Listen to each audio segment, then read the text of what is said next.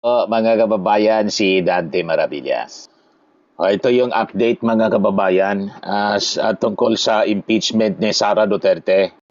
Huwag po tayong magsawa mga kababayan sa impeachment ni Sara hanggat hindi pa uh, nadidesisyonan kung convicted ba o acquittal. Ano niya, Mr. Maravillas, yung mga developments ngayon, may hamon po sa kanya yung prosecution. Itong si Attorney Lorna Kapunan. Ito yung challenge. Kapunan dares BP Sara face impeachment court if you are really innocent. Ang problema, talagang hindi man inosente. Guilty kasi. Kaya ayaw nga umarap. Pag umarap si Sara at nagipit, malamang magwala yan dyan sa... Gawin na talaga, Mr. Marabilia. So, di ba? Kaya malamang yun ang advice ng kanyang mga abogado. Huwag ka na niya, Madam Vice President. Huwag ka na niyang umarap. Mapapadali yung conviction mo. Ang strategy natin ay pagurin natin yung tao. Idili natin idili para mapagod na lang, magsawa na lang yung mga mamamayang Pilipino.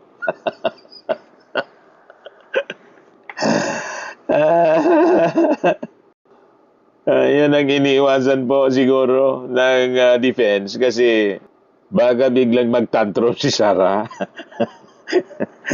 Tulad ng ginawa mga kababayan niya doon sa hindi makapagpigil si Sara. Nakipagdiskusyon sa mga congressmen.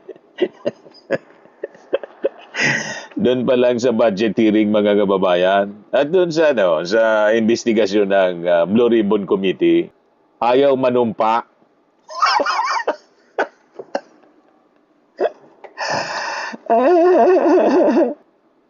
Mahirap kasi kontrolin yung emosyon ni Sara Duterte. Immature kasi.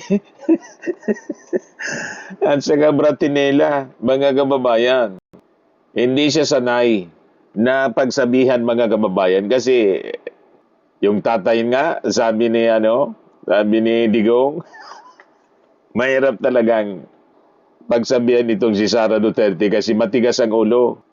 Mana sa kanya.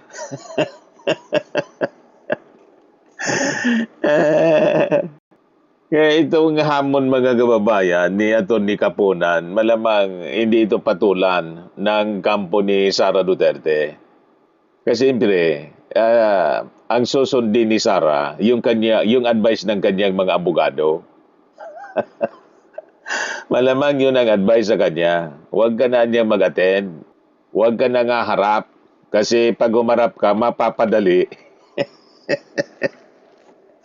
But anyway, ibigay ko sa inyo mga kababayan itong sinasabi ni Lorna Kapunan. Sabi dito ni Kapunan sa interview ng Billionaire News Channel. Ang hamonan niya namin, sabi ni Atty. Kapunan, personal na mag-attend si Sara Duterte humarap sa impeachment trial, saying someone who was claiming to be innocent should face the proceedings and prove her case before the tribunal. Correct. Yang mahirap nga, hindi man inosente, guilty talaga. Malinaw pa sa sikat ng araw yung pagiging guilty ni Sara. Lalo na doon sa pagbabanta mga kababayan at itong issue sa confidential fund. Tinuro na siya, nilaglag na rin siya mga kababayan ni Gina Acosta. Utusan niya ni Sara. Sabi ni Kapunan, di ba niya nananawagan siya para sa speedy impeachment trial? So sabi niya, inosente siya. Pag inosente ka, humarap ka. Kasi kapag inosente ka, hindi mo gagamitin ang social media na korte. Mag-appear ka sa korte and you prove your case. Sabi po ni Kapunan. Simulat sa pool mga kababayan na nagsimula yung impeachment trial, hindi nagpapakita si Sara Duterte na masyal na lang padahig. At may intention pa sana na mamasyal sa pa-Japan. Na-leak yung kanyang yung kanyang plano. Binawi yung kanyang biyahe. Hindi na tinuloy. Kaya sabi ni Kapunan, if I were here at a time like this, when seryoso ang pinag-usapan, huwag ka naman mag-travel. Parang it's already disrespectful to the court. At saka, pinag-usapan yung funding, even if it is her personal funds. Matagal nang disrespectful si Sara Duterte. Pinagbantaan nga yung presidente. Di ba?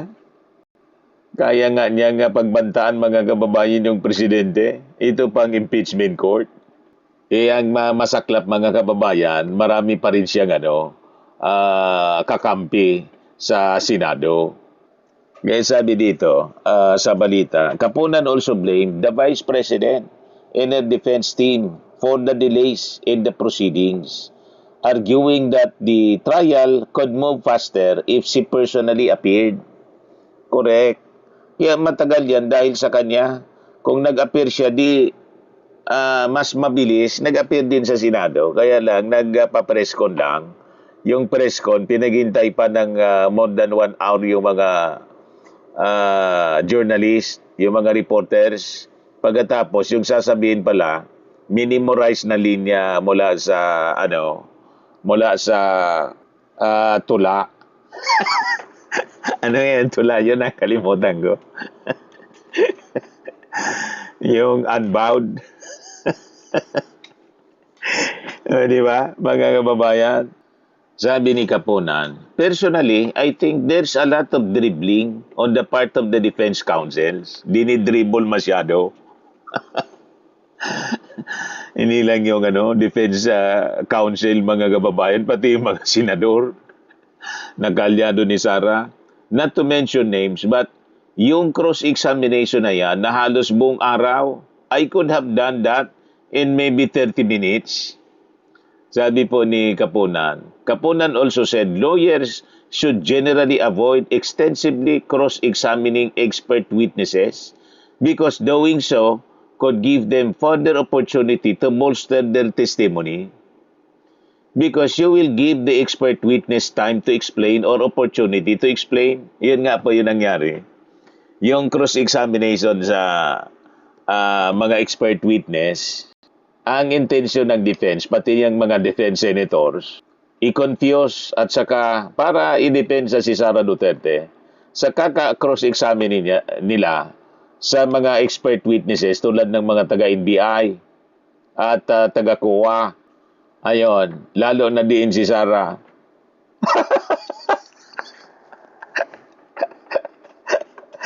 Lalong na-confirm mga kababayan yung mga ginawang katarantaduhan ni Sara. Di ba yun ang nangyari kay Atty. Wamil? Kino-cross-examine ng defense tapos sumabay pa si Amy Marcos. Sabi ni Amy Marcos, inaaway mo niya ako. Lalo na-confirm yung paglustay mga kababayan. Kanina ka pa niya, inaaway mo ako. Ngayon, sabi dito sa balita ng Abante News Online, Sara Duterte pinahamak ni Gina Acosta. Oh, you see? Sa kaka-cross-examine po, todo iwas si Gina Acosta sa pagtatanong ni Atty. Ligutan na corner pa rin.